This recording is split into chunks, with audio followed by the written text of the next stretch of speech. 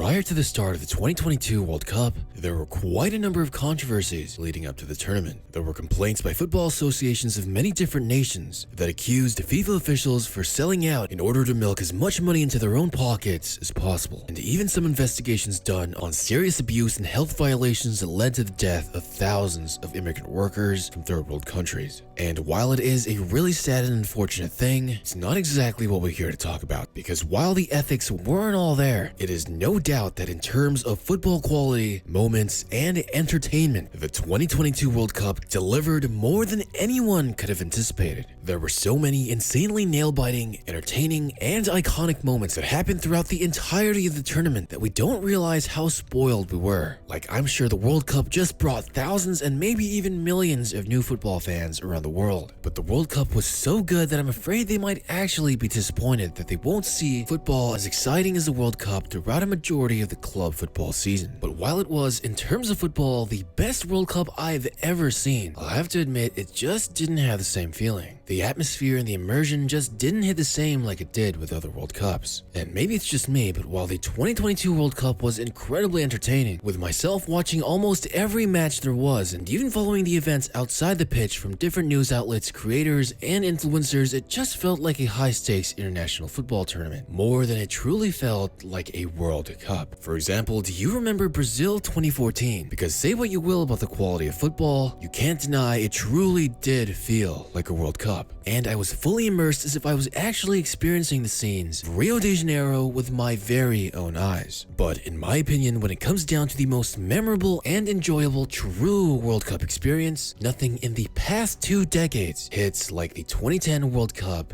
in South Africa. And if you don't agree with me on just how incredibly iconic that tournament was, I promise you, just give me 10 minutes and I'm convinced that I'll change your mind.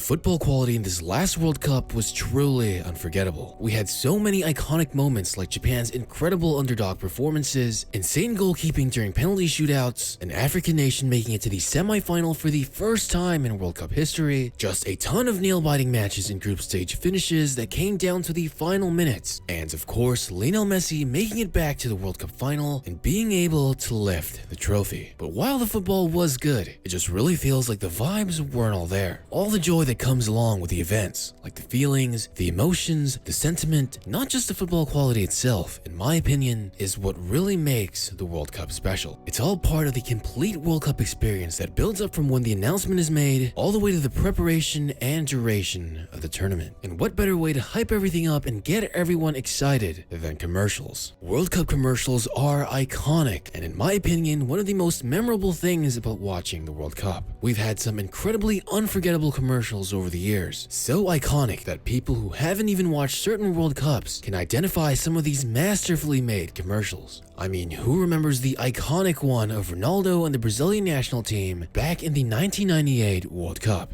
Seeing these legends play football around a freaking airport just makes me want to go outside and start playing myself. Even as a casual football fan, commercials like these really give you that emotional feeling that makes you just want to go outside and enjoy the game. But the 2022 World Cup commercials just don't hit the same. It's mostly obvious CGI, which at first seems kinda cool, but really just lacks substance. I mean, Messi playing with different versions of himself, or Ronaldinho and Ronaldo playing with Mbappe, Van Dijk, Cristiano, and even young Cristiano, plus not to mention Alex Morgan, is cool and all and very entertaining, but at the end of the day, especially with all the power of CGI and editing we have, just doesn't feel as special. However, the 2010 World Cup did it perfectly. If you guys remember these commercials, let me know in the comments below, because in my opinion, it's one of the best World Cup commercials of all time. I mean, to see all these legends coming together to play a game of football in the African savannah is just insanely iconic and memorable. And you even have the boundaries of the pitch held up together by people holding hands, showing togetherness and unity. That's really what the World Cup is all about, bringing people from all over the world together to celebrate and appreciate each other's differences and cultures and come together to play the beautiful game. Honestly, Pepsi absolutely nailed this commercial. I mean, you had guys like Drogba, Kaká, Messi, Lampard, Thierry Henry, and the commercial doesn't really show any goal scoring like some of the more modern ones do. But it's not necessary when you can see the pure joy and happiness with simply playing football. I was only in middle school, but I remember seeing this and being so excited and full of joy in anticipation to finally be able to watch another World Cup.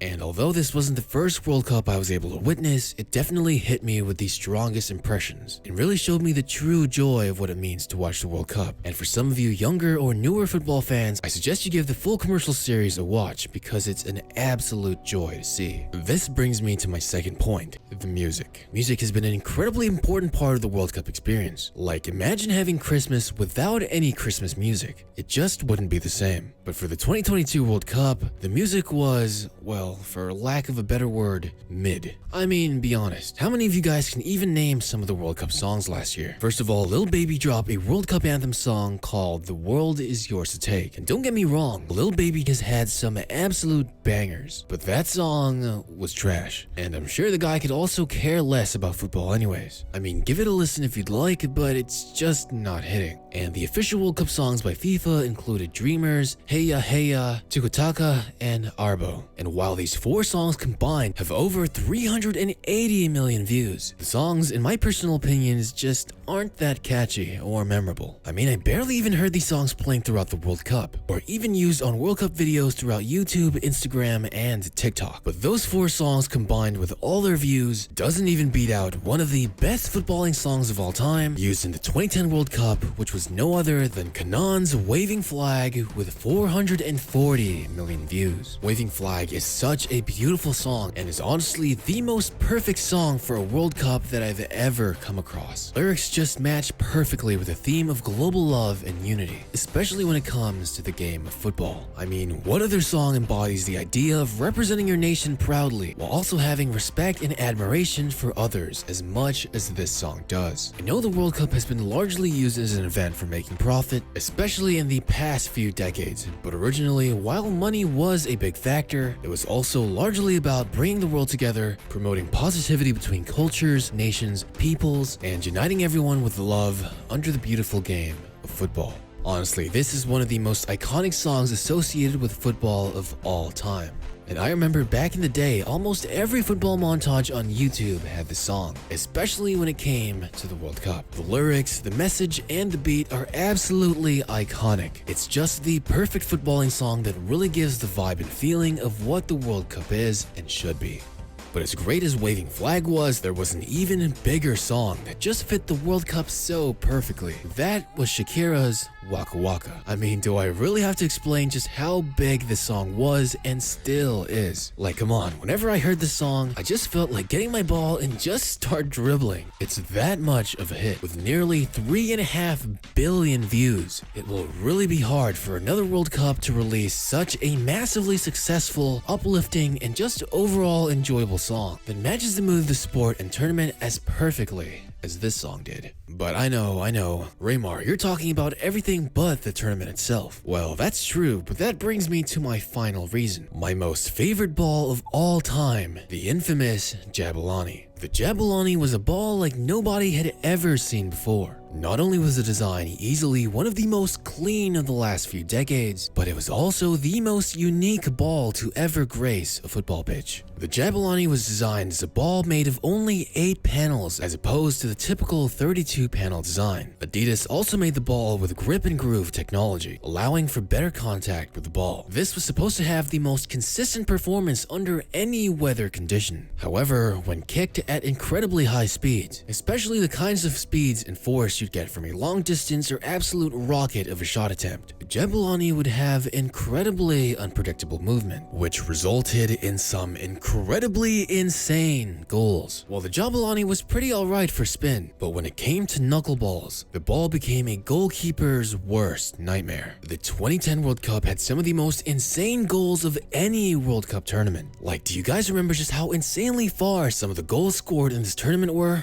It's mind-blowing. You have multiple world leads from Diego Forlan, incredible long-range goals like the one Giovanni Van Bronckhorst scored, and some breathtakingly beautiful knuckleball free kicks like the one scored by Keisuke Honda. The 2022 World Cup did have some beauties and also had some of the highest tensions we've ever seen in a World Cup, but the quality of goals in 2010 was just different. I mean, it's easy to see why the Jabulani is the most infamous World Cup ball of all time. Anyone that's ever had the chance to play with a Jabulani will know just how fun it was to shoot the ball and just how nicely it felt to handle. You can go on YouTube yourself and check out all the insane capabilities the infamous ball really had. And it's a shame that I can't show all the amazing goals in the 2010 World Cup, because there was just way too many. Man, is the Jabulani one heck of an iconic and unforgettable ball. And a little bonus I'd like to throw in is how the matches sounded insanely unique. This was due to something called the vuvuzela, and if you don't know what they are, they're basically these popular trumpet-like instruments that's commonly used in South American football matches. They created a unique sound to the game that honestly, to me, sounded incredibly cool. When you watched it on TV, it sounded completely different from your typical football match. And here's exactly what it sounds like.